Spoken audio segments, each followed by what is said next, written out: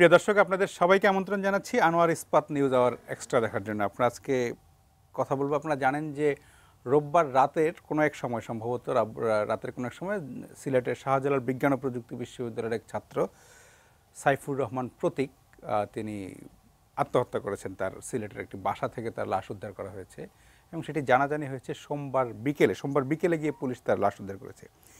তো অনেকগুলো প্রশ্ন আছে, কারণ তার বোন ঢাকা বিশ্ববিদ্যালয়ের শিক্ষক শান্তা তৌহিদা, উনি ফেসবুকে অভিযোগ করেছেন যে তার ভাই অনার্সে প্রথম শ্রেণীতে প্রথম এবং তিনি ওই বিশ্ববিদ্যালয়ের শিক্ষক হইতে চেয়েছিলেন, কিন্তু বিশ্ববিদ্যালয়ের শিক্ষকরা তাকে শিক্ষক হওয়ার মতো সুযোগ দিতে চাননি। সেই কারণে বিভিন্ন কোর্সে তার নাম্বার কমিয়ে দেওয়া হয়েছে বা নানাভাবে তাকে কোণঠাসা করার চেষ্টা করেছে, তার বোনের অভিযোগ এটা। এবং সেই হতাশা থেকেই তিনি আত্মহত্যা করেছেন, এটা তার বোনের অভিযোগ। কিন্তু এমনিতে আমরা আরও খোঁজ নিয়ে জেনেছি যে আসলে অনার্সের পর নানা রকমের পারিবারিক ঝামেলায়ও তিনি কিছুটা হতাশ ছিলেন। সব মিলে হয়তো ইউনিভার্সিটির পক্ষে যে চাপের কথাটা অভিযোগ করা হচ্ছে সেটা হয়তো অনেকটা সত্যি, পারিবারিক চাপ হয়তো অনেকটা সত্যি, সব মিলিয়ে একটা মেধাবী ছাত্র। কেউ মারা গেলে আমরা এমনিতেই মেধাবী বলি, কিন্তু প্রতীক যে মেধাবী, কারণ অনার্সে ফার্স্ট হওয়া একটা ছেলে অবশ্যই মেধাবী। সেই মেধাবী ছেলেটি মাস্টার্স পর্যন্ত শেষই করতে পারলো না, জীবন শেষ হয়ে গেল। এটা আসলে এখানে দুইটা পয়েন্ট। একটা হলো যে এইরকম একটা উজ্জ্বল সম্ভাবনার ছেলের হারিয়ে যাওয়া, এটা একটা প্রশ্ন, যে জীবনটাকে তার এতই তুচ্ছ মনে হয়েছে যে সে একদম জীবন বিলিয়ে দিল।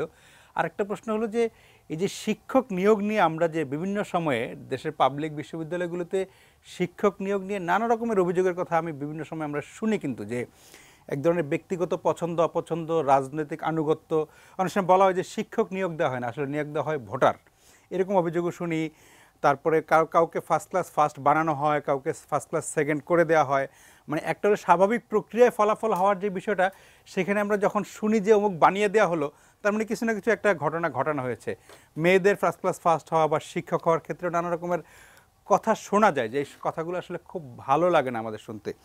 কিন্তু আমাদের প্রত্যাশা হলো বিশ্ববিদ্যালয়ের শিক্ষক পর্যায়ে, মানে হলো যে আমাদের সম্মানের শ্রদ্ধার সর্বোচ্চ পর্যায়ে যেখানে, সেখানে শুধু মেধাটাই বিবেচ্য হওয়ার কথা, বাকি ব্যক্তিগত সম্পর্ক, পছন্দ অপছন্দ, রাজনৈতিক আনুগত্য, এগুলো বিবেচ্য হওয়ার কথা না।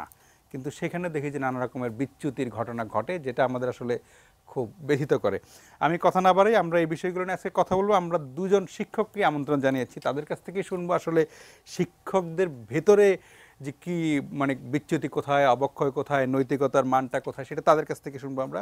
আমাদের সাথে আছেন জাহাঙ্গীরনগর বিশ্ববিদ্যালয়ের নৃবিজ্ঞান বিভাগের অধ্যাপক সাইদ ফেরদৌস, এবং আছেন ইউনিভার্সিটি অফ সিডনির স্কুল অফ ইকোনমিক্সের সহযোগী অধ্যাপক শ্যামল চৌধুরী। উনি আসলে দেশে বেড়াতে এসেছেন, চলে যাবেন দুদিন বাদেই। আমরা সুযোগ পেলাম আজকে খুবই যে তাকে আমরা আমাদের অনুষ্ঠানে ডাকতে পারলাম। এবং এক পর্যায়ে ঢাকা বিশ্ববিদ্যালয়ের গণযোগাযোগ ও সাংবাদিক বিভাগের শিক্ষক অধ্যাপক রোবায়েত ফেরদৌস তার বাসা থেকে আমাদের আলোচনায় যুক্ত হবেন বলে আশা করছি। আমরা আলোচনাটা শুরু করি। জনাব সাইদ ফেরদৌস, আপনাকে দিয়ে শুরু করি আলোচনাটা। মানে খুবই বেদনাদায়ক একটা বিষয় যে প্রতীকের মতো একটা ছেলে, যে একদম যার সামনে উজ্জ্বল ভবিষ্যৎ, পুরো জীবনটাই পড়ে আছে, তার মারা যাওয়ার পিছনে যে অভিযোগগুলো, সেগুলো আরও বেশি বেদনার্থ করে আর কি। এটা আসলে তো হওয়ার কথা না। এই ঘটনাগুলো তো সত্যি আমরা অনেক সময় অনেক কিছু বলি না, কিন্তু জানি শিক্ষক নিয়োগটা কীভাবে হয়, কীভাবে হওয়ার কথা, বিচ্যুতিরা কোথায়, একটু যদি আপনার কাছ থেকে শুনি। প্রথমত আমি প্রতীক তো চলেই গেছেন, তার স্বজন, তার নিকটজন যারা আছেন, তার পরিবারের মানুষজন, তার বন্ধুরা, তাদের যে ক্ষতি, অপূরণীয় ক্ষতি, সেটার প্রতি সহমর্মিতা জানাই। এবং আমি মনে করি যে রাষ্ট্রের যে কোনো নাগরিকের মৃত্যু, আমরা চিনি বা না চিনি, প্রতীক হয়তো ফার্স্ট ক্লাস ফার্স্ট, তার মৃত্যু একরকমের, কিন্তু একজন গার্মেন্টস শ্রমিকের মৃত্যু, হ্যাঁ, কিংবা নাম না জানা যে কোনো মানুষের মিছিলের প্রতিটি মানুষের মৃত্যু আসলে মৃত্যুই মর্মান্তিক। এই মৃত্যুর সাথে তার সাথে এই মৃত্যু খুব গুরুত্বপূর্ণ, কিন্তু অবশ্যই আজকের আলোচনায় এই মৃত্যুটা উঠে এলো কারণ এই মৃত্যু আসলে আমাদেরকে আমাদের সমাজের একটা গভীরতর সংকটের কথা দেখাচ্ছে। আমাদের শিক্ষা ব্যবস্থা, বিশেষত উচ্চশিক্ষা এবং আমাদের বিশ্ববিদ্যালয়ের ভেতরকার যে ধরনের সম্পর্ক বা বিশ্ববিদ্যালয়ের ভেতরকার যে ধরনের প্রাতিষ্ঠানিক আয়োজন, সেইটার ফাঁকফোকরগুলো সামনে চলে এসছে। এবং এটা একদিনে এই ফাঁকফোকরগুলো তৈরি হয়নি, উচ্চশিক্ষার জবাবদিহিতার অভাব সেটাও একদিনে তৈরি হয়নি, এটা বেশ একটা লম্বা প্রক্রিয়া। এবং আমি মনে করি আমরা জানি না যে প্রতীকের ক্ষেত্রে আসলে কি ঘটেছে, তার বেদনার্ত বোন বেদনার্ত হাতে যে স্ট্যাটাসটা দিয়েছেন ফেসবুকে, সেটা 100% সত্যি হতে পারে। সেটার পাশাপাশি আরো অনেক বেশি অনেক ইমোশনাল হতে তার পারে। পাশাপাশি আরো অনেক ঘটনা থাকতে পারে। তদন্ত হচ্ছে, আমরা আশা করি যে এইখানে একটা সুষ্ঠু তদন্তই হবে।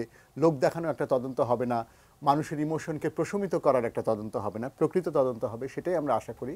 কাজেই ওই মৃত্যু নিয়ে আমরা সত্যি সত্যি ওই মৃত্যুর কারণ ধরে নিয়ে কোনো কথা বলবো না, কিন্তু ওভারঅল কিন্তু হ্যাঁ, ওভারঅল এটা সত্য যে ধরা যাক যে প্রতীকের মৃত্যুর পেছনে হাজারটা কারণ আছে, কিন্তু যে অভিযোগগুলো উঠেছে যে বিশ্ববিদ্যালয়ের শিক্ষা, শিক্ষক নিয়োগ, কোনো একজন ছাত্রের একাডেমিক লাইফকে নষ্ট করে দেয়া, তাকে ভোগানো, হ্যাঁ, অন্যায়ভাবে তাকে ভোগানো, বঞ্চিত করা, এই চর্চা তো বহু বছরের।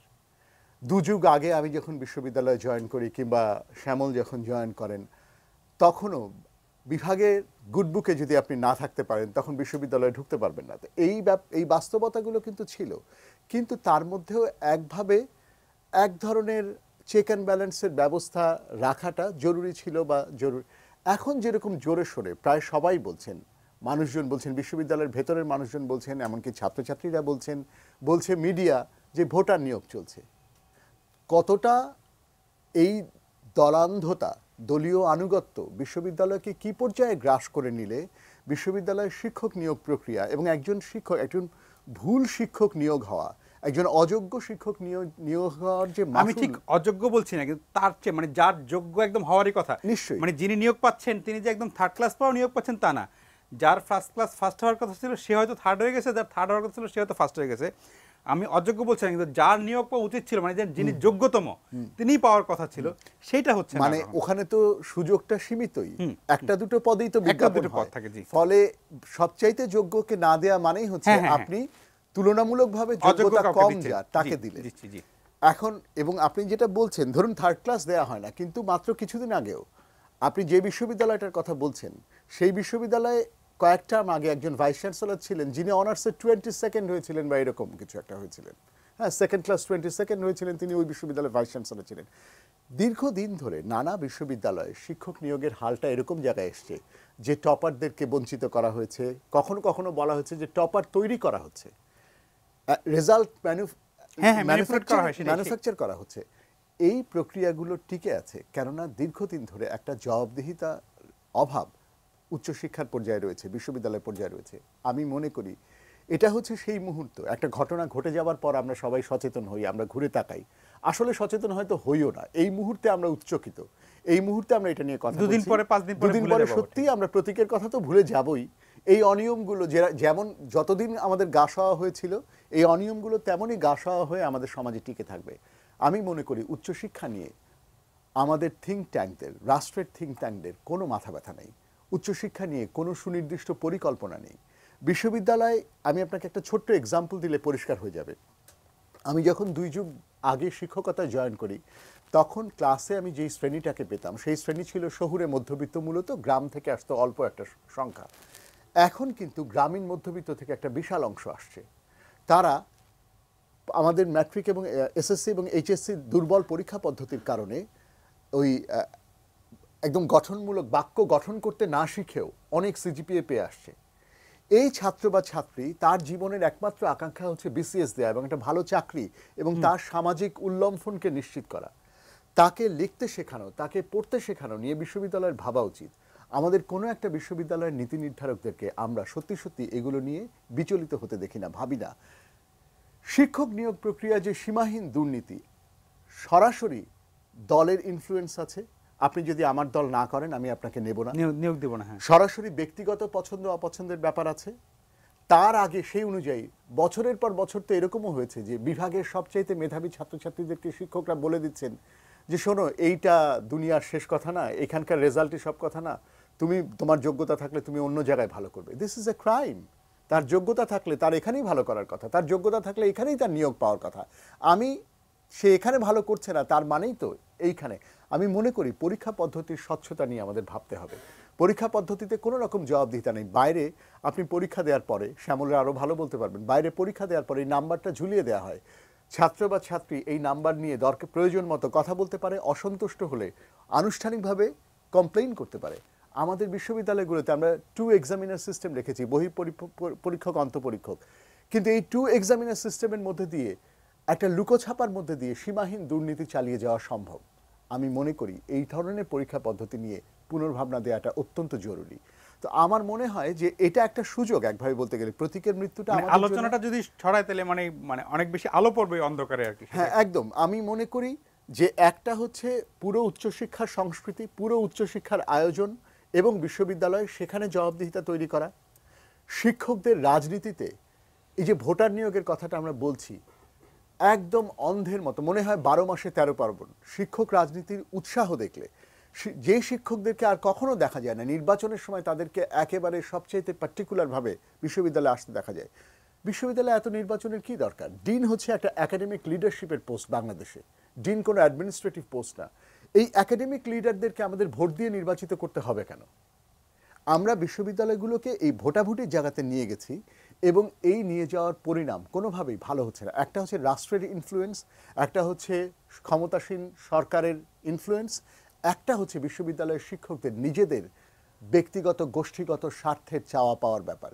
এই মুহূর্তে এখন আওয়ামী লীগ ক্ষমতা আছে, এখন পারলে সকলেই নীল দল করে, এখন পারলে সকলেই বঙ্গবন্ধুর আদর্শের। এই আওয়ামী লীগ যখন ক্ষমতার বাইরে থাকবে তখন এই বঙ্গবন্ধু পরিষদের ছাতা ধরার জন্য 5 জন লোক পাওয়া যায় না বিশ্ববিদ্যালয়ে। এই ব্যবস্থা আমরা লালন করছি বহু বছর ধরে। আমি মনে করি একটা হচ্ছে যে পুরো রাজনীতি, শিক্ষক রাজনীতি নিয়ে পুনর্ভাবনা দেওয়ার প্রয়োজন আছে। অবশ্যই শিক্ষকরা পাবলিক মানিতে চলেন, পাবলিক ফান্ডে চলেন। বিশ্ববিদ্যালয়ের শিক্ষকরা এই সমাজ থেকে এসছেন, এই সমাজের কাছে তারা দায়বদ্ধ। ফলে সমাজে কোনো অসঙ্গতি হলে তারা সেটা নিয়ে কথা বলবেন, ভূমিকা নেবেন, অবস্থান নেবেন, দলগত কিংবা ব্যক্তিগতভাবে তারা তাদের দায়িত্ব পালন করবেন। কিন্তু তার অর্থ এই নয় যে তারা দলান্ধ হয়ে দলীয় আনুগত্যের জায়গা থেকে একেবারে ঝান্ডা উড়িয়ে নেমে পড়বেন। আমরা এই প্রবণতাগুলো দুঃখজনকভাবে দেখছি। এটা হচ্ছে একটা জিনিস। একটা জিনিস হচ্ছে পরীক্ষা পদ্ধতি এবং একাডেমিক জীবনে শৃঙ্খলা আনা খুবই গুরুত্বপূর্ণ। একটা জিনিস হচ্ছে দলীয় আনুগত্য এবং দলান্ধতার জন্য বিশ্ববিদ্যালয় যেভাবে মাস্তানতন্ত্রকে লালন করছে, শিক্ষকদের মধ্যে তারাই নেতা হন প্রায়শই বহু বছর ধরে, যারা কিনা একাডেমিক লাইফেও খুব বেশি সময় দেন না, ক্লাসরুমে সময় দেন না, তারাই হচ্ছেন শিক্ষকদের নেতা। যেমনি করে আমরা দেখেছি ছাত্র রাজনীতিতে মাস্তানরা হচ্ছে ছাত্র নেতা, মেধাবী ছাত্ররা নন। তো দেখা যাচ্ছে মানে ছাত্র রাজনীতি এবং শিক্ষক রাজনীতি একই ক্যাটাগরি হয়ে গেছে, এবং তাদের মধ্যে একটা যোগসাযোগ আছে। হ্যাঁ, এখানে একটা নেক্সাস আছে, পাওয়ারের একটা নেক্সাস আছে। রাষ্ট্রের পাওয়ার, রাষ্ট্রের কর্তৃত্ব, সরকারের কর্তৃত্ব, রাষ্ট্র আলাদা সরকার আলাদা, প্রাতিষ্ঠানিক কর্তৃত্ব, তার সাথে বিশ্ববিদ্যালয়ের শিক্ষক রাজনীতির হোতা যারা তাদের যোগসাজশ, তার সাথে ছাত্র নেতৃত্বে দেখা যাচ্ছে বিশ্ববিদ্যালয়কে আমরা সাধারণ ছাত্রছাত্রীদের অভয়ারণ্য করতে পারছি না। বিশ্ববিদ্যালয় অভয়ারণ্য হয়ে উঠছে হচ্ছে দলবাদ ছাত্রদের, মাস্তানদের। দেখা যাচ্ছে বিশ্ববিদ্যালয়ে সেক্সুয়াল হ্যারাসমেন্ট সেল আছে, কিন্তু একের পর এক যৌন নিপীড়নকারীরা বিশ্ববিদ্যালয় থেকে মাফ পেয়ে যাচ্ছে, অথবা বিশ্ববিদ্যালয় এমন একটা ফার্সিক্যাল বিচার করছে যে ওরা হাইকোর্ট থেকে ছাড়া পেয়ে যাচ্ছে। এই যে পুরো ব্যবস্থাটা সাধারণ ছাত্রছাত্রীদের কাছে একটা, প্রতি বছর জাহাঙ্গীরনগর বিশ্ববিদ্যালয় সহ দেশের নানা বিশ্ববিদ্যালয়ের প্রতি বছর ফার্স্ট ইয়ারের স্টুডেন্টরা ভর্তি হবার পরে যে মানবেতরভাবে তারা থাকে, আপনি কমলাপুর রেল স্টেশনে মানুষ যেভাবে ঘুমায় তার চাইতেও মানবেতরভাবে জাহাঙ্গীরনগর বিশ্ববিদ্যালয়ের গণরুমে আমি ছেলেদেরকে থাকতে দেখি। নিতান্তই ঢাকা শহরে আত্মীয় স্বজন থাকলে মানুষ এভাবে থাকে না। তার মানে এরা কোন শ্রেণীর? গ্রাম থেকে উঠে আসা, কষ্ট করে, যাদের ঢাকাতে কোনো সামাজিক যোগাযোগ নেই, সামাজিক ক্যাপিটাল নেই, এরা কষ্ট করে আছে। এদের কাছে আমরা এই বার্তাটাই দিচ্ছি যে বড় ভাইদেরকে ধরো। এদের কাছে আমরা এই বার্তাটাই দিচ্ছি। এরা যখন নালিশ জানাতে যাচ্ছে, এরা যখন নালিশ জানাতে যাচ্ছে প্রক্টরের কাছে, প্রশাসনের কাছে, প্রক্টর কিংবা প্রশাসন বলছে লিখিত দাও। লিখিত দেবার পরে সেটার কোনো প্রকৃত তদন্ত হচ্ছে না। এই যে রাজনৈতিক ছাত্র এবং শিক্ষক রাজনীতির নামে যে দলান্ধতা এবং তার যে অরাজকতা, একাডেমিক লাইফে যে অস্বচ্ছতা এবং জবাবদিহিতার অভাব, এবং অন্যদিকে হচ্ছে শিক্ষক নিয়োগের ক্ষেত্রে পুরো প্রশাসনিক কাঠামোতে যে ধরনের অনিয়ম, দীর্ঘ সময় ধরে অস্বচ্ছতা, অনিয়ম, দলীয় আনুগত্যকে বিবেচনায় রাখা, অন্য কোনো কিছু না, এই সকল কিছু নিয়ে আমাদের এখন পুনর্ভাবনা করতে হবে। আমি একটু জনাব শ্যামল চৌধুরীর কাছ থেকে শুনি। আপনি দীর্ঘদিন দেশের বাইরে এবং আপনি ইউনিভার্সিটি অফ সিডনিতে পড়ান, মানে আপনি বাংলাদেশেরটাও দেখেছেন, বাংলাদেশে আপনি পড়াশোনা করেছেন, এখানে কিছুদিন শিক্ষকতাও করেছেন, এখন দেখছেন বাইরেরটা। একটু যদি তুলনা করতে বলি যে আমাদের গ্যাপগুলো কোথায়। আমি জানি অনেক লম্বা গ্যাপ আছে, আপনার বন্ধু এবং আপনার এক সময়কার সহকর্মী সাইদ ফেরদৌস যেটা বলছিলেন, মানে আপনি জানেন, আমি জানি যে এগুলো আপনি জানেন, এর সাথে আপনার চোখে কি রকম ধরা পড়ে? এখন একটু দূর থেকে দেখলে কিন্তু আরেক রকম দেখা যায়। হ্যাঁ, অনেক ধন্যবাদ। সো আমি প্রথমেই একটা বিষয় বলে নিতে চাচ্ছি, যারা শুনছেন যদি কোনো ছাত্র থেকে থাকেন, শিক্ষকতাকে জীবনের একটা মূল লক্ষ্য হিসেবে নেওয়ার কোনো কারণ নেই। এই বিষয়টা যদি আপনি মহান পেশা মনে করেন ভালো, সব পেশাই মহান। ধরা যাক আমি যদি রিক্সা চালাই, সেটা যদি চালাই সেটা আমার মহান পেশা। কোনো পেশার জন্য আপনি আপনার জীবন দিতে পারেন না। যে আপনার কেউ যদি ব্যক্তিগতভাবে কোনো সমস্যা থাকেন, মানসিক কোনো সমস্যা থাকে, আপনি আপনার পরিবারের সাথে শেয়ার করুন, বন্ধুর সাথে শেয়ার করুন। প্রত্যেকের যে ব্যাপারটি ঘটেছে অত্যন্ত দুঃখজনক। বাংলাদেশে এবং অনেক ডেভেলপিং কান্ট্রিতেই আমরা মানসিক স্বাস্থ্য নিয়ে একেবারেই কথা বলি না। এটি একটি অত্যন্ত গুরুত্বপূর্ণ বিষয় যেটা নিয়ে আমরা কথা বলি। প্রত্যেকের পরিবারও কিন্তু জানতো যে সে মানসিকভাবে একটু যে দুর্বল এবং একটা আত্মহত্যা প্রবণতা তার মধ্যে আছে, এটা কিন্তু তার পরিবার তাকে ট্রাই করেছে হয়তো, কিন্তু ট্রাইটা আমাদের এখানে অত বেশিভাবে আমাদের এখানে করা হয় না। আপনি যেটা বলেন যে মানসিক স্বাস্থ্যের ব্যাপারে আমরা একদম নজর দেই না প্রায় আর কি। তাই, এবং এটি অত্যন্ত একটা গুরুত্বপূর্ণ বিষয়। আপনাদের কেউ যদি সেই মানসিক স্বাস্থ্যের সমস্যা থাকে, দয়া করে সেটির ব্যবস্থা করুন, সেটির বিরুদ্ধে ব্যবস্থা করুন। সেটি বলে নিয়ে আমি যেটা বলতে চাচ্ছি, আমি এক্স্যাক্টলি জানি না কি হয়েছে প্রত্যেকের ক্ষেত্রে, কিন্তু অত্যন্ত দুঃখজনক। কিন্তু আমি প্রত্যেকের ক্ষেত্রেটা আমরা আলাদা করি, যে ঘটনাগুলো এই আলোচনার সূত্র ধরে যেদিকে যাওয়া। হ্যাঁ, সেইখানে আমি বলছি, আমি প্রথমেই বলি আপনার যে যেখানে যেটা আমরা কীভাবে ছাত্রদেরকে ইভ্যালুয়েট করি, তাই তো? একটা ছাত্র যখন পরীক্ষা দিচ্ছে কীভাবে ইভ্যালুয়েট করি? আমি আমার সৌভাগ্য হয়েছে জাহাঙ্গীরনগর বিশ্ববিদ্যালয়ের ছাত্র থাকার, কিছুদিন পড়ানোর সৌভাগ্য হয়েছে। সো আমি অনেক কিছুই বলবো যেগুলো মনে হবে যে আমি বাইরে থেকে বলছি, কিন্তু আমি বলবো ওখানে কী হচ্ছে, সেখানে কী হচ্ছে। আমি জানি অনেকে এই বিষয়গুলো পছন্দ করেন না, বাট আমার এখনকার এক্সপিরিয়েন্স যেহেতু সিডনিতে, আমি সেই এক্সপিরিয়েন্সগুলোই বলবো। সো আমরা যখন স্টুডেন্টদেরকে ইভ্যালুয়েট করি, একটা স্টুডেন্টকে যখন আমি পড়াচ্ছি, সেই স্টুডেন্টটা জানে তার কী কী শিখতে হবে একটা কোর্সের মধ্যে।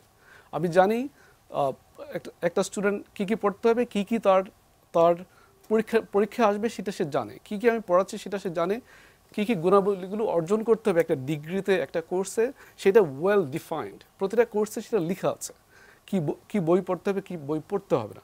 আমি যে সেই বিষয়টা আমি কম্পেয়ার করি আমার স্টুডেন্ট লাইফের সাথে, জাহাঙ্গীরনগরে আমাদের কিছু শিক্ষক ছিলেন, আমরা জানতাম না উনি কোন বই থেকে পড়াচ্ছেন। আমরা বারবার জিজ্ঞেস করার পরে শিক্ষক বলতেন না উনি কোন বই থেকে পড়াচ্ছেন। খারাপ শোনাতে পারে, কিন্তু ওনারা কিন্তু এরকম না যে ওনারা বিষয়টাকে ইনভেন্ট করেছেন। মাইক্রো ইকোনমিক্স নতুন করে ইনভেন্ট করার কিছু নেই, তাই না? কোনো না কোনো বইয়ের হেল্প নিয়েছেন, কোনো না কোনো বই থেকে পড়াচ্ছেন, কিন্তু ওনারা সেটা বলছেন না কোন বই থেকে পড়াচ্ছেন। এখন আমি একজন শিক্ষক হিসেবে যখন পড়াই, সেখানে আমি শুধু বলি না কোন বই থেকে পড়াচ্ছে, আমি বলি কোন চ্যাপ্টার থেকে পড়াচ্ছে এবং চ্যাপ্টারটার কতটুকু তাকে পড়তে হবে, সে জানে কি পড়তে হবে, তাই না? সেই বিষয়টা তার জন্য অনেক অনেক ক্লিয়ার। আমি যখন পরীক্ষা দিচ্ছি, সাইড যেটা বললেন যে ছাত্র কি দেখতে পাচ্ছে কিনা, ছাত্রকে আমি কি ফিডব্যাক দিচ্ছি কিনা, আমি একটা ছাত্রকে 10-এর মধ্যে 5 দিলাম, দ্যাটস নট, সেটাতেই শেষ হয়ে যাচ্ছে না। সেই ছাত্র আমার কাছে আসছে, কেন সে 5 পাচ্ছে, রাইট? তার তো 10 পাওয়ার কথা ছিল, কেন সে পাচ্ছে 5 সেটা আমরা এক্সপ্লেন করতে হচ্ছে তাকে। মানে আপনার যুক্তি যদি গ্রহণযোগ্য হয় তাহলে 5 ঠিক আছে, অথবা হ্যাঁ রাইট, কেন সে 5 পাচ্ছে সেটা আমরা তাকে বোঝাতে হবে, কোথায় সে ভুলটা করেছে এবং সে কি করে নেক্সট পরীক্ষাতে সে ভালো কি করে করতে হবে, সে কি করে 10 পেতে পারে, সেটাও আমার তাকে সেই বলে দিতে হবে। তাহলে না হয়তো ছাত্র শিখবে না। স্যার যেটা বললেন যে অনেকে আছে যে গ্রাম থেকে আসছে অথবা অন্য একটা সিস্টেম থেকে আসছে, ওরা হয়তো জানে না কি করে পরীক্ষা দিতে হয়, সেই পরীক্ষার পদ্ধতিটা সে জানে না, তাই না? সেটা বলতে হবে কি আমি চাচ্ছি, একজন শিক্ষক হিসেবে সেই কোর্সটা কি চাচ্ছি, রাইট? সেই কাজগুলো একেবারেই হচ্ছে না, মানে আমার ধারণা হচ্ছে না, অ্যাটলিস্ট আমি যখন স্টুডেন্ট ছিলাম তখন হচ্ছে না। থার্ড একটা ব্যাপার হচ্ছে স্টুডেন্ট ফিডব্যাক। একজন স্টুডেন্ট যখন আমার কোর্সে পড়ছে, আমি তো তাকে ইভ্যালুয়েট করছি, তাকেও তো আবার স্কোপ দিতে হবে আমাকে ইভ্যালুয়েট করার, তাই না? আমি শিক্ষক হিসেবে কেমন ছিলাম, সেই বিষয়টা আমাদের সময় ছিল না, তাই না? এখন আমার সেই ফিডব্যাকটা আমি একটা কোর্সে কেমন পড়িয়েছি, সেইটা পরীক্ষার পরে সব স্টুডেন্টরা সেটা ফিডব্যাক দিচ্ছে, সেটা যাচ্ছে আমার হেড অফ স্কুলের কাছে, সেটা যাচ্ছে ডিনের কাছে। সো আমার পারফরমেন্সটা ছাত্ররা ইভ্যালুয়েট করছে, কারণ আমি তো ছাত্র পড়াই। আর তার বাইরে আমি যে কাজটা করি, আমি রিসার্চ করি, রিসার্চের কাজটা তো আমার জার্নালে পাবলিশ হচ্ছে কি হচ্ছে না সেখানে সরাসরি ইভ্যালুয়েট হচ্ছে, রাইট? সেটাও দেখা যাচ্ছে, তাহলে পুরোটা ট্রান্সপারেন্ট। এক্স্যাক্টলি, সেই ট্রান্সপারেন্সিটা আছে। আমাদের এখানে অনেকেই রিসার্চ করেন, কিন্তু সেটা তো ডেফিনেটলি ইভ্যালুয়েট হচ্ছে পাবলিকেশনের মাধ্যমে, কিন্তু ওনাদের টিচিংটা কিন্তু ইভ্যালুয়েট হচ্ছে না, ফিডব্যাকটা ইভ্যালুয়েট হচ্ছে না। ওই যে জনাব সাইদ ফেরদৌস যেটা বলছিলেন যে অনেক টিচার আছে যারা ওই যে আগে মাস্তানিটাকেই, মানে শিক্ষক রাজনীতিতে এমনভাবে যান, তারা ক্লাসে হয়তো কালে বদলে যান, এরকম উদাহরণ অনেক আছে কিন্তু। হ্যাঁ, সেই উদাহরণ তো আমরা দেখেছি। সো ক্লাস নেওয়ার ব্যাপারটা খুব একটা ইম্পর্টেন্ট ব্যাপার, যেটা এখানে মানে টিচিংটা তো খুবই ইম্পর্টেন্ট। সো ধরা যাক আমাদের তো একটা নির্দিষ্ট ক্লাস থাকে, এখানে আমি বলছি সিডনি ইউনিভার্সিটি বা আমি যেসব ইউনিভার্সিটিগুলো দেখেছি বাইরে, নির্দিষ্ট ক্লাস থাকে এবং ক্লাস কখন হচ্ছে কবে হচ্ছে সেগুলো নির্দিষ্ট থাকে। আমি হয়তো কোনো কারণে অসুস্থ হতে পারি, কিন্তু সেই ক্লাসটা কিন্তু হচ্ছে, আমি আমার হেড অফ স্কুলকে জানাতে হচ্ছে অথবা কোনো কলিগকে রিকোয়েস্ট করে সেই ক্লাসটা হচ্ছে, অথবা একটা রিপ্লেসমেন্ট ক্লাস হচ্ছে। আমাদের এমন হয়েছে, আমি যখন ছাত্র ছিলাম তখন দেখেছি সারা বছর শিক্ষক ক্লাস নেননি, পরীক্ষার আগে, পরীক্ষার ডেট হয়ে গেছে তার আগে এক সপ্তাহে উনি পড়িয়ে দিয়েছেন। উনি গোটা ক্লাসটা, একটা বছরে যেটা পড়ানোর কথা ছিল সেটা উনি এক সপ্তাহে পড়িয়ে দিয়েছেন। সেটা শুধুমাত্র ছাত্রদের উপর জুলুম না, ওনারও তো বোঝা উচিত যে কি করে একটা ছাত্র সেটা দিতে পারবে, তাই না? এক বছরের কোর্স তো এক সপ্তাহে কেউ পড়াতে পারে না। তার বাইরে শিক্ষক নিয়োগের ব্যাপারটা, আমি শিক্ষক নিয়োগের ব্যাপারটা একটু বলি। আমি আপনাকে একটু থামাচ্ছি এই কারণে, আমাদের আরেকজন অতিথি উনি বাসা থেকে যুক্ত হবেন, আমাদের যদি কানেকশনটা ফেল করে ফেলতে পারে সেখানে একটা শুনে আসি রুবায়েত ফেরদৌসের কথা, আমি আবার আপনার কাছে ফিরবো। আমাদের ঢাকা বিশ্ববিদ্যালয়ের গণযোগাযোগ ও সাংবাদিকতা বিভাগের অধ্যাপক রুবায়েত ফেরদৌস বাসা থেকে যুক্ত হয়েছেন। আপনাকে অনেক ধন্যবাদ, আপনি অনেক ব্যস্ততার মধ্যে আমাদের সময় দিয়েছেন, কিন্তু ইস্যুটা এমন আমি চেয়েছিলাম যে আপনার কিছু কথা শুনতে। আমরা যে আলোচনাটা করছিলাম যে শিক্ষক নিয়োগ প্রক্রিয়া নিয়ে আমরা কথা বলছিলাম, যে এটা কিন্তু খুব মানে এমন কমন টার্ম হয়ে গেছে যে আমরা আসলে এখন আর শিক্ষক নিয়োগ করি না, আমরা ভোটার নিয়োগ করি। এক ধরনের শিক্ষকদের যেমন রাজনীতির রং আছে লাল নীল হলুদ, ওইভাবে দেখে দেখে আমরা করি। শাহজালাল বিশ্ববিদ্যালয়ের যে শিক্ষার্থীর আত্মহত্যা নিয়ে কথা হয়েছে তার আরও অনেকগুলো কারণের কথা শোনা যাচ্ছে, কিন্তু এই সুযোগে যদি আমরা শিক্ষক নিয়োগ নিয়ে একটু যে অন্ধকার দিকটা আছে সেখানে একটু আলো ফেলতে পারি, সেখানে একটু কথা বলতে পারি, সেখানে যে বিচ্যুতিগুলো ঘটে সেগুলো যাতে না ঘটে সেই কথা এখন থেকে যদি বলতে পারি, তাইলে বোধহয় আমরা কিছুটা হলেও আমরা এই যে আমাদের যে বেদনা সেটা একটু লাঘব করতে পারবো। একটু আপনার কাছ থেকে শুনতে চাই।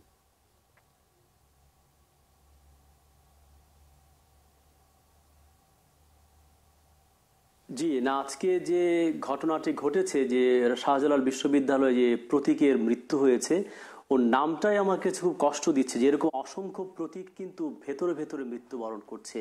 যারা অনেক স্বপ্ন নিয়ে বিশ্ববিদ্যালয়ে ভর্তি হয়, অনেক ভালো রেজাল্ট করে, শিক্ষকতার জীবনে করতে হবে এরকম না, কিন্তু কেউ যদি স্বপ্ন দেখে তার মেধা এবং যোগ্যতা যে শিক্ষক হবে তার সেই সুযোগটা কিন্তু থাকা দরকার আসলে।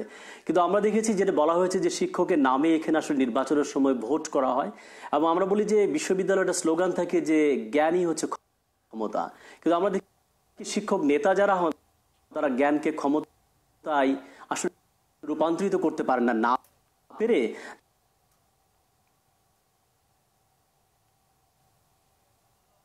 তারা রাষ্ট্রীয় ক্ষমতার সঙ্গে নিজেকে যুক্ত করে নিজেকে ক্ষমতাবান পদগুলো দিয়ে তারা ক্ষমতায়িত হন। কিন্তু হওয়া উচিত ছিল আসলে জ্ঞানকে ক্ষমতাতে রূপান্তরিত করবার, সেইটি কিন্তু তারা ব্যর্থ হন আসলে।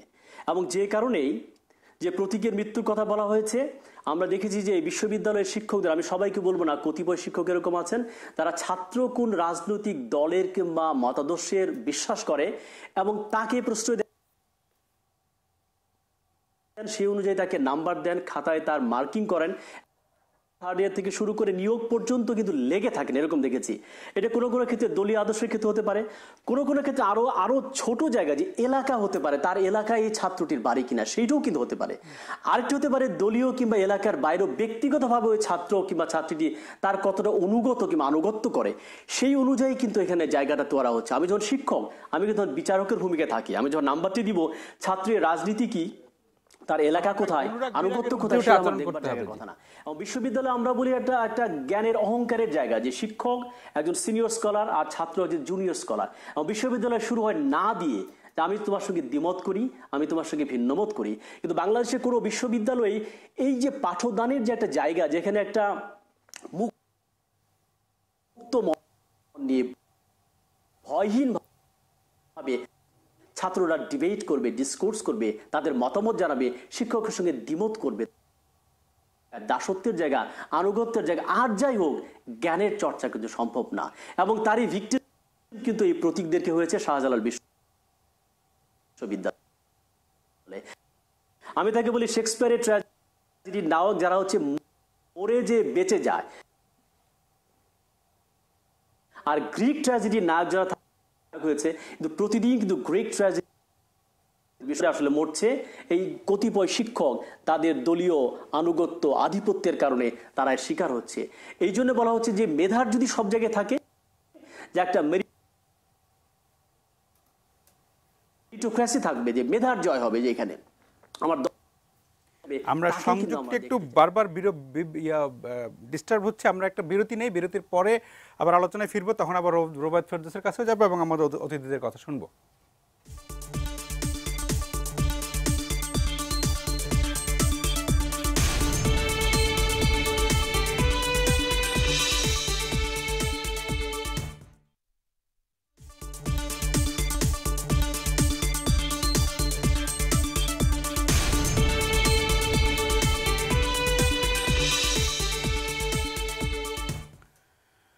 প্রিয় দর্শক, আমরা ফিরে এলাম আলোচনায়। আমরা কথা বলছিলাম শাহজালাল বিশ্ববিদ্যালয়ের মেধাবী ছাত্র প্রতীকের আত্মহনন এবং তার সাথে মিলে আসলে অনেকগুলো প্রশ্ন সামনে চলে এসেছে। আমরা বিরতির আগে জনাব শ্যামল চৌধুরী আপনাকে থামিয়ে দিয়েছিলাম আমাদের আরেকজন অতিথির কাছে যাওয়ার জন্য, সেটাও একটু আমরা ডিস্টার্ব হয়েছে, আমরা আবার ওনার কাছেও ফিরবো। আপনার কাছে একটু জানতে চাই যে আপনি যেটা বলছিলেন যে অস্ট্রেলিয়ার বিশ্ববিদ্যালয়ের শিক্ষক নিয়োগটা কীভাবে হয় এবং সেটা বাংলাদেশে কতটুকু প্রয়োগযোগ্য, যেটা বলছিলাম। তো আমি যেটা বলতে পারবো, আমাদের অর্থনৈতিক বিভাগ সম্পর্কে বলতে পারবো।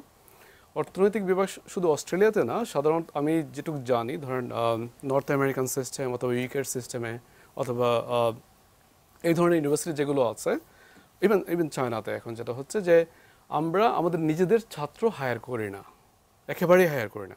তো ধরা যাক আমরা তো যখন লেকচারার নিয়োগ দিই, সেটার মিনিমাম যোগ্যতা হচ্ছে পিএইচডির আগে তো আমরা নিয়োগ দিই না, পিএইচডির ছাড়া আমাদের এখানে কেউ লেকচারার হতে পারে না, সেটা হচ্ছে মিনিমাম যোগ্যতা। কিন্তু সেই পিএইচডির যখন আমরা অ্যাপ্লিকেশন ইনভাইট করি, সো প্রতি বছরই আমরা হায়ার করি, সেটা একটা চলমান প্রক্রিয়া। সেইটাতে আমাদের নিজেদের যদি খুব ভালো একটা স্টুডেন্ট থাকে, পিএইচডি স্টুডেন্ট, সে যদি অ্যাপ্লাই করে তাকে আমরা বাদ দিয়ে দিব, তাকে আমরা নিই না। তার মানে ধরা যাক আমি পড়াশোনা করেছি জার্মানি থেকে, আমি যদি সিডনি ইউনিভার্সিটি থেকে পিএইচডি করতাম, তাহলে আমার সরাসরি সিডনিতে শিক্ষক হওয়ার সম্ভাবনা ছিল না। একইভাবে আমার সম্ভাবনা ছিল না বন ইউনিভার্সিটি, যেখানে আমি পিএইচডি করেছি, সেখানকার শিক্ষক হওয়া। এখন ধরা যাক একটা টপ ইউনিভার্সিটি চিন্তা করেন, ধরা যাক আপনি চিন্তা করেন শিকাগো। ওকে, শিকাগো হচ্ছে ইকোনমিক্সের one of the top university. সেই ইউনিভার্সিটিটাও কিন্তু তারা তো সবচেয়ে ভালো ছাত্র প্রডিউস করে, সবচেয়ে ভালো পিএইচডি ছাত্র প্রডিউস করে, তারাও কিন্তু তাদের স্টুডেন্ট নিচ্ছে না। ধরা যাক এখন অনেক আছে, দু একজন আছেন যারা ফিরে এসেছেন শিকাগোতে। ধরা যাক আমি হ্যাকম্যানের কথা বলতে পারি, উনি নোবেল প্রাইজ পেয়েছেন ইকোনমিক্সে। উনি কিন্তু পিএইচডি শিকাগোতে করেননি, শিকাগোর উনি এখন প্রফেসর, কিন্তু শিকাগোতে পিএইচডি করেননি। অনেককেই দেখবেন যারা ওইখানে পড়াচ্ছেন তারা কেউ সেখানে পিএইচডি করেননি। সেটাকে আমরা বলি ইনব্রিডিংটাকে বন্ধ করা। আমি নিজেকে আবার রিপ্রোডিউস করছি না, তাই না? এই কাজটা যদি বাংলাদেশে করা যায়, আমার ধারণা এই শিক্ষক বাড়ানোর ব্যাপারটা অনেকটা কমে যাবে। এটা হচ্ছে একটা ব্যাপার, হায়ারিং। আরেকটা হচ্ছে কী করে আমরা টেনিউর দিই। টেনিউরটা কী করে দিই? টেনিউর মানে ধরা যাক এগুলো তো পার্মানেন্ট চাকরি, একবার চাকরি পেলে আর ক্লাসে না আসলেও আর চাকরি যায় না, তাই না?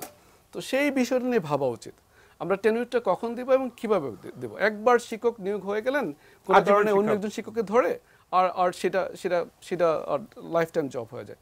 সেই কাজটা কিন্তু টেনিউর দেওয়া হয় সব জায়গাতেই, কারণ টেনিউরের একটা কারণ আছে কেন দেওয়া হয়, যেন একটা সিকিউরিটি ফিল করে এবং ওনারা যেন রিসার্চ করতে পারে।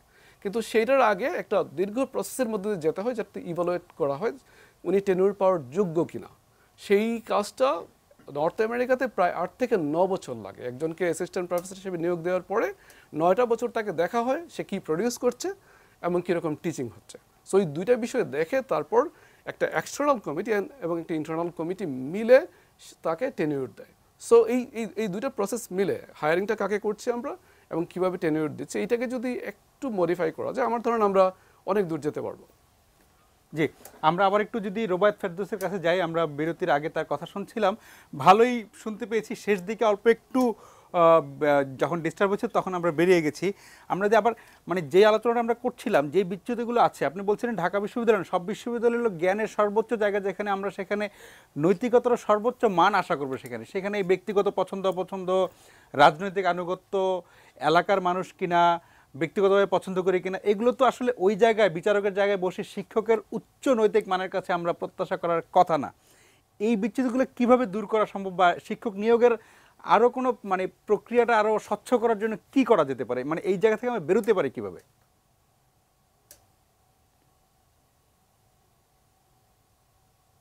যে এটা বেরোনো খুব সহজ ব্যাপার না, কারণ হচ্ছে যে যারা নিয়োগগুলো দেয় আমি দেখেছি যে অনেক বিশ্ববিদ্যালয়ে যারা হচ্ছে প্রথম থেকে দশম হয়েছে এই 10 জনকে বাদ দিয়ে 11তম 20তমকে নিয়োগ দেওয়া হয়েছে। তার মানে বোর্ডে যারা থাকেন তারা কিন্তু জানেন যে জেনে শুনেই তারা এটা অন্যায় না, আমি বলে এটা পাপ করছে তারা। আসলে একটা ছেলে যে হচ্ছে প্রথম শ্রেণীতে প্রথম হয় কিংবা দ্বিতীয় হয় তাকে বাদ দিয়ে যখন আমি 11তম কিংবা 12তমকে শিক্ষক হিসেবে নিয়োগ দেন, এটি কেবল অন্যায় না, আমি আবার বলছি এটা পাপের পর্যায়ে চলে যায় এবং তার পাপের প্রায়শ্চিত্ত এই প্রতীকের মতো ছেলেদেরকে কিন্তু দিতে হচ্ছে। আসলে কেন এটি হয়? আমরা দেখেছি বিশ্ববিদ্যালয়ে এখানে নিয়োগের ক্ষেত্রে আপনি অবাক হবেন, কেবল শিক্ষক কিংবা উপাচার্য না কিংবা মন্ত্রীরা না, এখানে হচ্ছে যে ক্ষমতাসীন যে ছাত্র সংগঠন তারা পর্যন্ত শিক্ষক নিয়োগ দিতে পারে। তারা হচ্ছে উপাচার্যকে ফোন দিতে পারে যে আমার এই ক্যান্ডিডেট আমার এই পলিটিক্যাল পার্টির সঙ্গে যুক্ত আছে, আমাকে নিয়োগ দিতে হবে। কিছু কিছু বিশ্ববিদ্যালয়ে ইভেন টাকার বিনিময়ে নিয়োগ দেওয়া হয়, প্রচুর আছে এরকম। টাকা নিয়ে বাণিজ্য হচ্ছে এবং শিক্ষক নিয়োগ দিচ্ছে। কাজে যারা কাজটা করছেন তারা কিন্তু জেনে শুনেই এই কাজগুলো করছেন। এটা বললাম যে রাজনৈতিক আদর্শ, এক ধরনের ক্ষমতার কাছাকাছি থাকার জায়গা, ব্যক্তিগত আনুগত্য।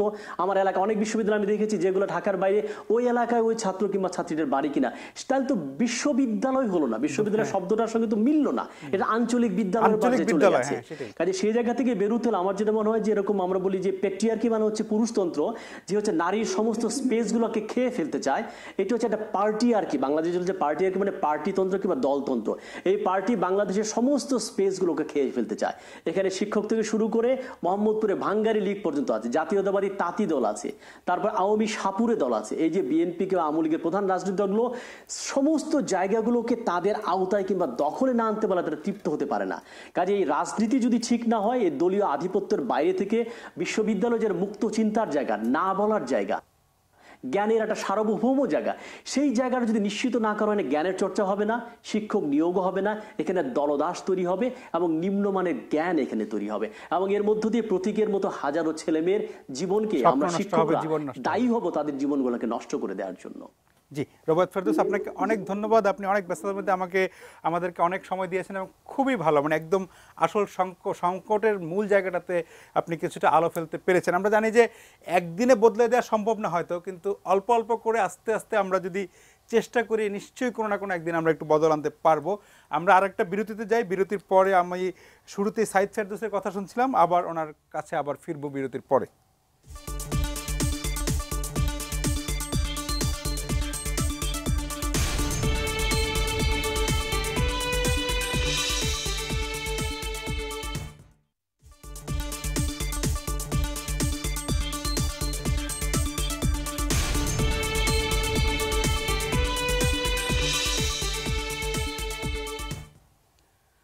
প্রিয় দর্শক, ফিরে এলাম আলোচনায়। আমরা কথা বলছিলাম শাহজালাল বিশ্ববিদ্যালয়ের ছাত্র প্রতীকের মৃত্যু এবং সেই মৃত্যুকে ঘিরে আসলে অনেকগুলো প্রশ্ন এসেছে। তার মধ্যে সবচেয়ে আলোচিত যে প্রশ্নটি, যে বিশ্ববিদ্যালয়ের শিক্ষক নিয়োগের প্রক্রিয়া, সেই প্রক্রিয়াটা আসলে আমরা বিশ্ববিদ্যালয়ের সর্বোচ্চ জ্ঞানের জায়গা, সেখানে যে মানে কী ধরনের বিচ্যুতির ঘটনা ঘটে আমরা শিক্ষকদের কাছ থেকে শুনছি। আমরা আসলে অতটা জানি না, আমরা বাইরে শুনি, কিন্তু ভিতরে দেখি যে অবস্থা আরও খারাপ। একদম সহজ কথা, সাধারণ মানুষ সব বলে যে এখানে আসলে শিক্ষক নিয়োগ হয় না, ভোটার নিয়োগ হয়, ব্যক্তিগত পছন্দ অপছন্দ, দলীয় পছন্দ, নানা রকমের।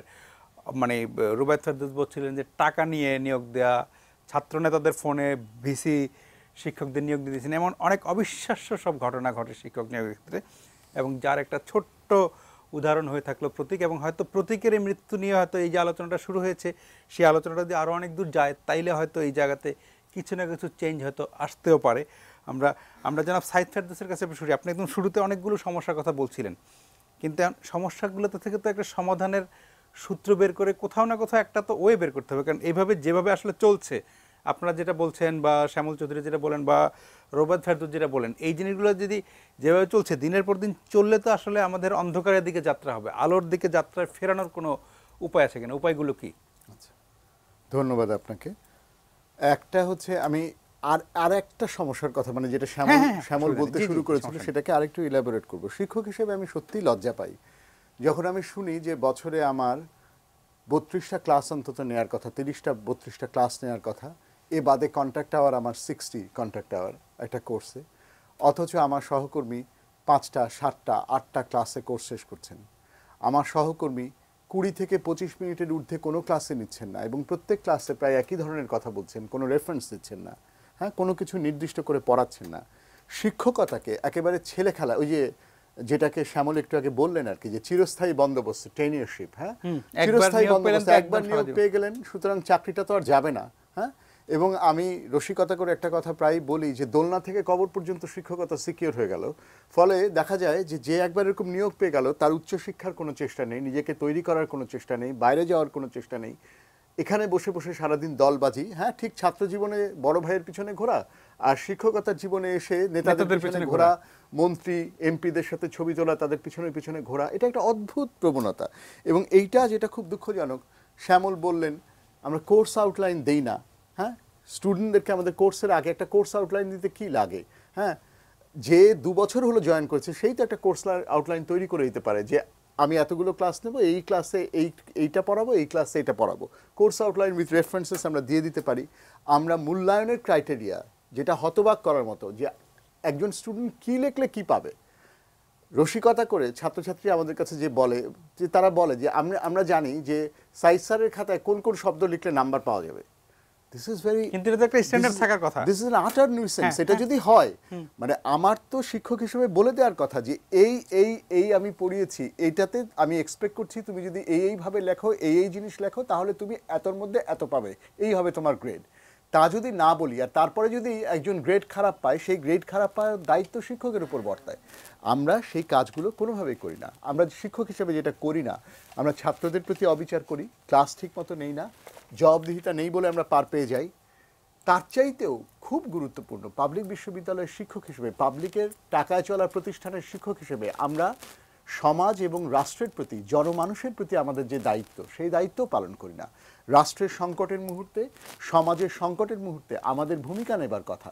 আমরা 71 সালে 69 সালের শিক্ষকরা আমরা শহীদ জোহার কথা বলি, এই বলি সেই বলি, কিন্তু আমরা কিন্তু নিজেরা দিনের পর দিন, আপনি দেখুন বিশ্ববিদ্যালয়গুলোর শিক্ষক সমিতি হয়েছে সরকারের গুণগান করার জায়গা। দিনের পর দিন শিক্ষক সমিতিগুলো প্রশাসনের কোনো ভুল ত্রুটি শুধরে দিচ্ছে না, প্রশাসনের কোনো গঠনমূলক সমালোচনা করছে না, রাষ্ট্রের কোনো গঠনমূলক সমালোচনা করছে না, সমাজের জন্য কোনো কল্যাণকর কথা, কোনো ভূমিকা তারা নিচ্ছে না। তারা ছোট্ট গোষ্ঠী স্বার্থ, তাদের বেতন ভাতা, তাদের ছুটিছাটার সুবিধা, তাদের পদোন্নতি, এই নিয়েই ব্যস্ত। শিক্ষকদের ভিশনটা কুয়োর ব্যাঙের মতো হয়ে যাচ্ছে দিনকে দিন। বিশ্ববিদ্যালয়ের কাছে আমরা এটা আশা করি না। আপনি যেটা বলেছেন আমি এখন সেখানেই যাব। সমাধান কি? 3টা জিনিস অতীব গুরুত্বপূর্ণ। একটা হচ্ছে রাজনৈতিক সদিচ্ছা সবার উপরে। সরকারকে, রাষ্ট্রের কর্ণধার যারা থাকেন, নীতি নির্ধারক যারা থাকেন, তাদেরকে নিশ্চিত হতে হবে যে তারা চাইছেন এই প্রতিষ্ঠানটাকে ধ্বংসের থেকে তুলে নিয়ে আসা। ধ্বংসের অতল গহ্বরে বিশ্ববিদ্যালয় যাতে তলিয়ে না যায়, বিচার বিভাগ যাতে তলিয়ে না যায়, বিশ্ববিদ্যালয় যাতে তলিয়ে না যায়, বাহিনীগুলো যাতে, রাষ্ট্রের বাহিনীগুলো যাতে তলিয়ে না যায়, এটা নিশ্চিত করতে হবে। রাষ্ট্রের প্রতিষ্ঠানগুলোকে রক্ষা করতে হবে। সরকারের দায়িত্ব হচ্ছে অবশ্যই পাবলিক বিশ্ববিদ্যালয়কে রক্ষা করা এবং ওভারঅল উচ্চশিক্ষাকে রক্ষা করার জন্য তাদের রাজনৈতিক সদিচ্ছার প্রয়োজন আছে, যে না, যোগ্য লোককেই ভাইস চ্যান্সেলর বানাবো। ঠিক আছে, আমার দলের মধ্যে থেকেও যদি দেখি সবচাইতে যোগ্য লোকটাকে, যার কিনা ওই একাডেমিক সুনাম আছে অথবা লিডারশিপ দেওয়ার ক্ষমতা, মানে অনুগতদের মধ্যে তো যোগ্য আছে, অনুগতদের মধ্যে যোগ্যতা দেন at least। আমি হয় তার বিশ্ববিদ্যালয় উপাচার্যের পোস্ট বাইরে যেভাবে হয়, একটা হচ্ছে একাডেমিক এক্সেলেন্স থাকতে হয়, অথবা উপাচার্যের পোস্ট হচ্ছে বেস্ট ম্যানেজারিয়াল পোস্ট, যে কোনো একটা তার থাকতে হবে। সে ভালো ম্যানেজার হতে পারবে, ভালো লিডার হতে পারবে ম্যানেজারিয়াল দিক থেকে, অথবা সে খুব লার্নেড। এই বাংলাদেশের লার্নেড মানুষদেরকে আমরা ভাইস চ্যান্সেলর হতে দেখি না। অনেক বছর আগে অধ্যাপক বোরহানুদ্দিন খান জাহাঙ্গীর আমাকে কথায় কথায় বলেছিলেন, তখন আমরা নতুন শিক্ষক, কথায় কথায় বলেছিলেন যে একটা ভাইস চ্যান্সেলরকে দেখান বিশ্ববিদ্যালয়ের বাংলাদেশের, যাকে পাণ্ডিত্যের জন্য লোকে চেনে। এটা তো বাংলাদেশের বিশ্ববিদ্যালয়গুলোর রূঢ় বাস্তবতা। একটা হচ্ছে তাহলে রাজনৈতিক সদিচ্ছা, যার মধ্যে দিয়ে যোগ্যতাকে নিশ্চিত করতে চাইতে হবে। দ্বিতীয় হচ্ছে পাবলিক বিশ্ববিদ্যালয়কে বাঁচানোর সবচাইতে গুরুত্বপূর্ণ জায়গা হচ্ছে পুরস্কার এবং শাস্তির ব্যবস্থা। যে শিক্ষক নিয়মিত পড়ান, যিনি ক্লাস নেন এবং যিনি পড়ান না, ক্লাস নেন না, যিনি রিসার্চ করেন এবং যিনি করেন না, তাদের মধ্যে ফারাক করতে হবে। মাস গেলে যদি বাধা মাইনা আমিও পাই আর আরেকজন পায়, তাহলে তো ওই মুড়ি মিস্ত্রি একদর হয়ে গেলে তো তাহলে তো হবে না। আপনাকে তো সত্যি সত্যি এই পার্থক্যটা তৈরি করতে হবে যে কে সিনসিয়ার শিক্ষক। সেটা দেখার নানা রাস্তা আছে।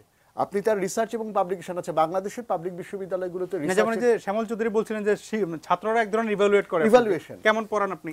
এই আমি 2 যুগ ধরে জয়েন করার পরে নানা সময় শিক্ষকদের মধ্যে যখন এই কথাটা বলেছি, তখন আমাকে বলা হয়েছে যে এইটা রাজনৈতিক ব্যবহার হবে, এইটা পলিটিক্যাল ইয়েতে ব্যবহার হবে, এইটা তো হ্যাঁ, তো এই জুজুর ভয় দেখিয়ে তাহলে আমরা সেটা করলাম না, তাতে করে কি আমরা একটা বেটার অ্যাটমসফিয়ার এনশিওর করেছি? তা তো আমরা করিনি। আমি মনে করি পুরস্কারের ব্যবস্থা এবং শাস্তির ব্যবস্থা নিশ্চিত করা। বাইরে আমরা দেখেছি বুড়ো বুড়ো শিক্ষকরা সিনিয়র লেকচারার হিসেবে রিটায়ার করছেন, কেন? তার অন্যান্য ক্রেডেনশিয়ালে ঘাটতি আছে।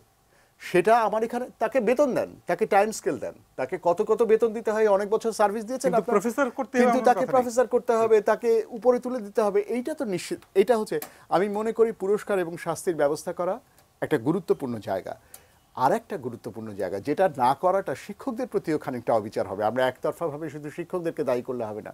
শিক্ষকরা তো নিধিরাম সর্দার না, তারা মার পেট থেকে শিক্ষক হয়ে জন্মাননি। শিক্ষক হিসেবে যখন তারা ঢুকছেন, যেহেতু শ্যামল যেভাবে বললেন যে বাইরে সত্যি সত্যি পিএইচডি ছাড়া, এমনকি টিএশিপের অভিজ্ঞতা ছাড়া আপনি চট করে শিক্ষকতায় ঢুকতে পারেন না। এখানে তো ভালো রেজাল্ট করলে আপনি এমনও হয় যে রেজাল্ট আউটের কদিনের মাথায় চাইলে ক্লাসরুমে আপনাকে হাত পা নিয়ে ঢুকিয়ে দেওয়া হয়। আপনাকে শিক্ষক হিসেবে তৈরি করতে হবে না, সেটাই। আপনার যোগ্যতাকে তৈরি করতে হবে, আপনাকে ট্রেন আপ করতে হবে। শানিত করতে হবে সেই জায়গায়। আপনি একটা নন ক্রিটিক্যাল এডুকেশন সিস্টেম থেকে তৈরি হয়েছেন, মুখস্থ বিদ্যার একটা শিক্ষা ব্যবস্থা থেকে আপনি তৈরি হয়ে ভালো গ্রেড পেয়ে শিক্ষক হয়েছেন। আপনার ক্রিটিক্যাল মাইন্ডসেট তৈরি করে দেওয়া আপনার প্রতিষ্ঠানের দায়িত্ব। আপনাকে ট্রেন করতে শেখানো, আপনাকে ভালো বাংলা একাডেমিক রাইটিং শেখানো, পাবলিকেশন করতে শেখানো। বিশেষ করে কলা এবং মানবিকের শিক্ষার্থীদের জন্য বিরাট সংকট, সায়েন্সের শিক্ষার্থীদের জন্য না, ইংরেজি একটা বড় সংকট। তাকে ইংরেজিতে আর্টিকেল লিখতে শেখানো, রিসার্চ করতে শেখানো, বিশ্ববিদ্যালয় সেই দায়িত্ব নেবে না। তো যে এই তিনটা জিনিস যদি করা যায়, শিক্ষকদের ট্রেনিং, তাদেরকে তৈরি করা, তাদের পুরস্কার এবং শাস্তির ব্যবস্থা করা, এবং সর্বোপরি রাজনৈতিক সদিচ্ছা নিশ্চিত করা, তাহলে পাবলিক বিশ্ববিদ্যালয়ের উন্নতি সম্ভব। জনাব শ্যামল চৌধুরী, আমরা একদম লাস্ট মিনিটে আছি। আপনি যদি কোনো সমাধানের সূত্র, আপনার পরামর্শ, এটাই হবে তা না আমরা জানি। জি, তবু ধন্যবাদ। আমি সাইদ যেটা বলেছেন সবগুলোর সাথেই, অধিকাংশগুলোর সাথে একমত। আমি রাজনৈতিক ব্যাপারটা নিয়ে বলবো না, কারণ আমি এই সম্বন্ধে খুব অভিজ্ঞ না এখন কি হচ্ছে না হচ্ছে। তো তিনটা বিষয় খুব সহজভাবে যেটা করা যেতে পারে, একটা হচ্ছে আমরা কীভাবে স্টুডেন্টদেরকে ইভালুয়েট করি, এই জিনিসটাকে ট্রান্সপারেন্ট করা। এটা খুব কঠিন কোনো কাজ না, এই কাজটা অধিকাংশ জায়গাতে হচ্ছে, বাইরে হচ্ছে। আমাদের এখানে অনেক শিক্ষক আছেন, আমার মতো আছেন, যারা বাইরে পড়ান। আমি ব্যক্তিগতভাবে আমি জানি অনেকেই আছেন যারা খুবই খুশি হবেন কি করে সেটা এখানে অ্যাডপ্ট করা যেতে পারে। এরকম একটা সিস্টেম, খুবই সিম্পল একটা সিস্টেম করা, যারা ট্রান্সপারেন্ট একটা সিস্টেম। সেটা হচ্ছে আমরা কী করে স্টুডেন্ট ইভালুয়েট করি। সো যেন ফার্স্ট স্টুডেন্টকে থার্ড ক্লাস না দিতে পারি, এটা একটা ব্যাপার। সেকেন্ড ব্যাপারটা হচ্ছে হায়ারিং। খুবই সহজ। আমরা কেন শুধুমাত্র আমি যে বিশ্ববিদ্যালয়ে পড়েছি তার ফার্স্টে শুধু সেই বিশ্ববিদ্যালয়ের শিক্ষক হতে পারবে? ঢাকা ইউনিভার্সিটির ইকোনমিক্স থেকে যদি পাশ করে সে কখনোই হতে পারবে না। কেন হতে পারবে না? রাইট? এই বিষয়টা কেন আমরা বন্ধ করে ওপেন করে দেয়া। হ্যাঁ, ওপেন করে দেয়া, এক্স্যাক্টলি ওপেন করে দেয়া, এবং পারলে ইনব্রিডিংটা বন্ধ করা, নিজেদের না নেওয়া। আর থার্ড যে কাজটা বলবো, উনিও যেটা বলেছেন, টিচারদেরকে ট্রেনিং দেয়া।